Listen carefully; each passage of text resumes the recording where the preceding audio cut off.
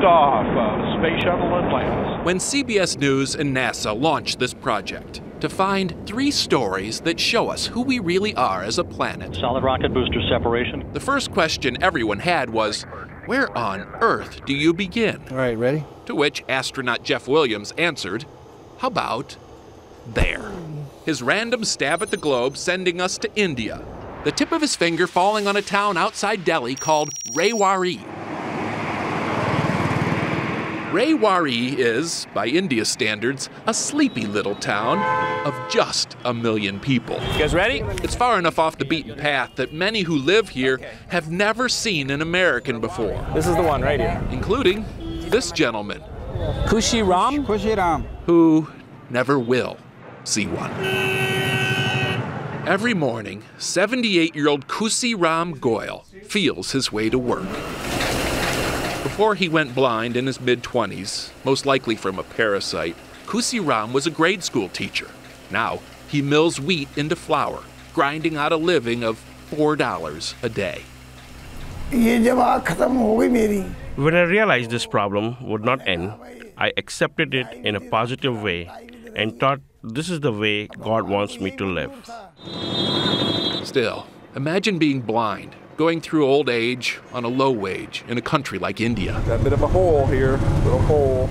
You'd think that would have to be a hard, lonely life. You'd think. But Khushi Ram Goyal lives quite comfortably. Should I take my shoes off? He shares a house with 13 family members. Oh, okay. Who welcomed me like their long-lost 14th. What are they making? They kept bringing me bread, saying, eat just one more piece.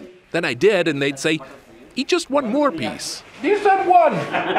Khushi Ram's oldest son told me, this is how we show our love. Then insisted I eat yet another. Oh my gosh. This is Khushi Ram's wife, Kashmiri. They've been married 57 years. How did you survive in those early years? I never saw any problem and was happy to feed our children with whatever little we had. Kashmiri says her husband took every job he could get to support their family. She was proud of how far they've come and clearly grateful for this opportunity to tell the world. She's giving you a blessing. Oh, thank you. But what impressed me most of all was how this family gets by today. 4 generations, not only under one roof, but sharing one bank account. The oldest son works as a contractor. Another son runs a coffee shop.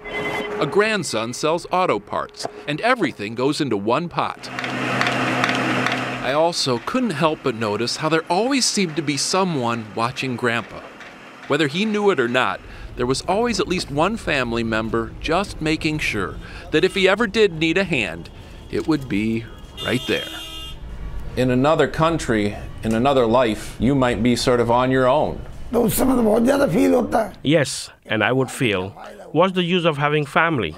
If I'm in a bad situation and get shooed away like flies from milk, then really, what kind of family would that be? In America, a lot of parents say the last thing they want is to be a burden on their children. Likewise, a lot of kids don't want to be burdened by their parents. Too bad we can't all see, like the blind man. Steve Hartman, CBS News, India.